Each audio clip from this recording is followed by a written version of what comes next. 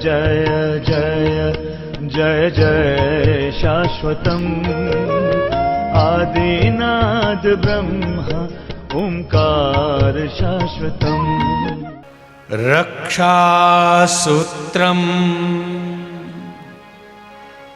ये जो मौली कलावा बांधते हैं इसका क्या नाम है? रक्षा सूत्र। सूत्र का दो अर्थ होता है, एक तो धागा और एक फार्मूला। एक ऐसा फार्मूला जो हमारे जीवन की रक्षा कर सके, इसलिए इसे रक्षा सूत्र कहा गया। केवल धागा बांध लेने से रक्षा हो जाए तो इतना बांध लें। कितने लोग काल भैरव का बांधेंगे, फिर महाकाल का बांधेंगे, फिर काशी विश्वनाथ का बांधेंगे, फिर वैष्णो देवी का बांधेंगे। बांधे रहो।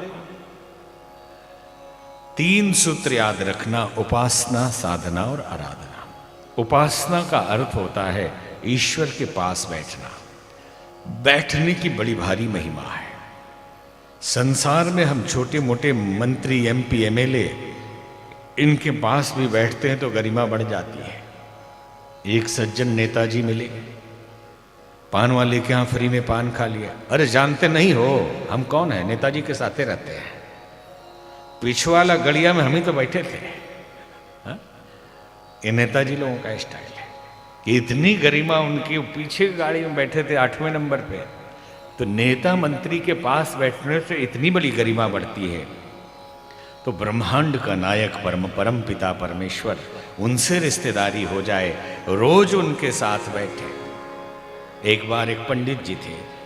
पंडित जी पूजा पाठ करके जो धन मिलता था उसे एक सेठ जी के यहाँ इकट्ठा करते थे कि बेटी की शादी में खर्च करें।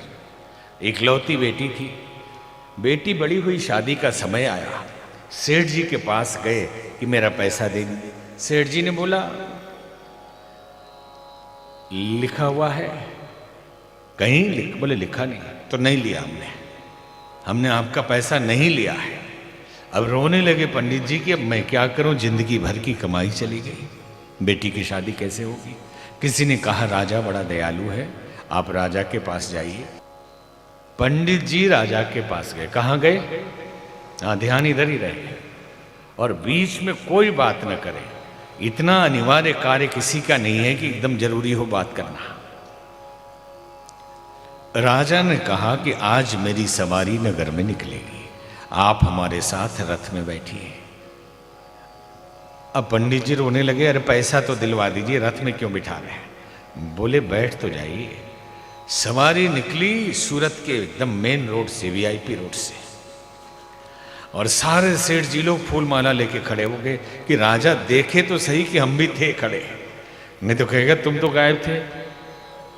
जैसे ही सेठ जी ने देखा कि राजा के साथ तो पंडित जी बैठे हैं, अब पसीना पसीना सेठ जी करे, तो राजपुरोहित है, राजा के साथ उसका उठना बैठना है। भागे वहां से और राजा ने देख लिया। बोले पंडित जी अब उतर जाइए, काम हो गया। बोले हमारा पैसा तो दिलवा देते। बोले घर जाओ, काम हो गया। घर गए, सेठ जी चरणों में गिर के रो रहे हैं कि हे राजपुरोहित, आपने पहले क्यों नहीं बताया? आपकी बेटी मेरी बेटी जैसी है, आपका ये पैसा लीजिए और एक ट्रक सामान लेके आया हूं, और जब भी कोई बात हो तो हुक्म करिए, मैं हाजिर हो जाऊंगा। 1 घंटे पहले अपना भी पैसा नहीं मिल रहा था और 1 घंटे में सब मिलने लगा। सिर्फ पास में बैठने का खेल है। तो संसार के राजाओं, मंत्रियों, एमपी, एमएलए के पास बैठने से इतनी बड़ी गरिमा बढ़ती है।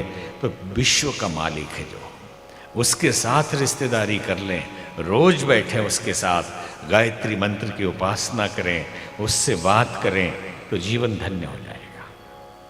ये पहला सूत्र। दूसरा है साधना। ईश्वर की शक्ति मिलती है उपासना से, लेकिन शक्ति को रखना जरूरी है। छेद हो पात्र में तो चू जाएगा सब, इसलिए उस छेद को बंद करने का नाम है साधना। साधना अर्थात कंट्रोल योरसेल्फ। बंदर नचाने वाला देखा कभी आपने?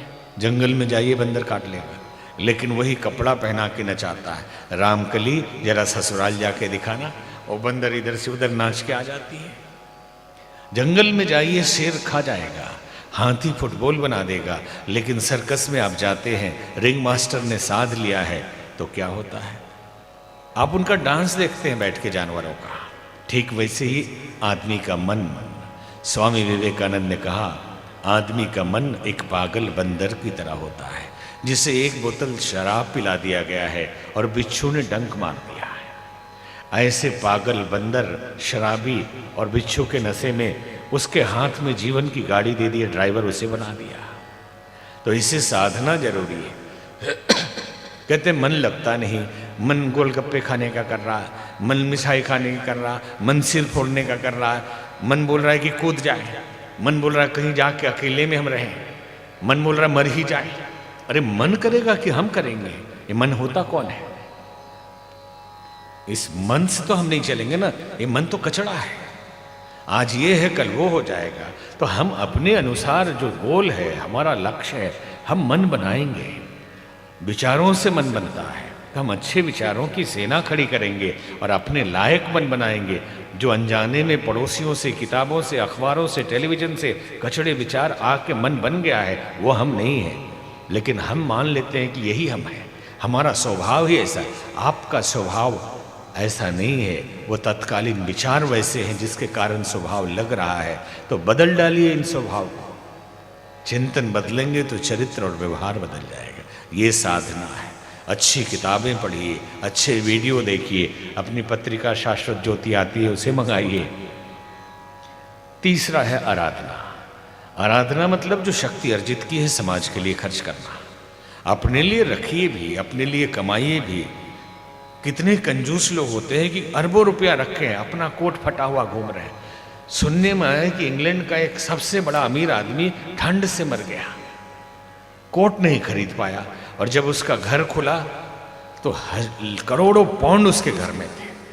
ये वृत्ति होती है। अरे पैसा दिया भगवान ने, अपने ऊपर भी खर्च करो और थोड़ा समाज के लिए भी खर्च करो।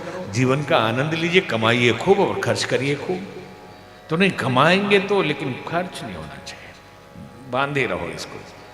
अरे आप चले जाएंगे, लूट लेंगे, सब चला जाएगा आपका पैसा। या तो कहते हैं कि पुत्र कपूत तो क्या धन संचय। अगर बिगड़ा हुआ पुत्र है तो क्या धन संचय करे, तो उड़ा देगा। और पुत्र सपूत तो क्या धन संचय। पुत्र अच्छा है तो खुद कमा लेगा। तो जो अपने कमाए हो अपने सामने खर्च करो, अपने सामने ही कुछ उनको भी दो, अपने काम में भी लगाओ, लेकिन आनंद भी लीजिए जीवन का। बोली राजा रामचंद्र भगवान की।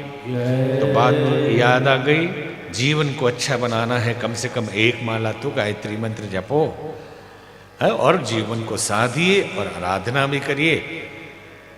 अब धागा एक दूसरे को बांधेंगे।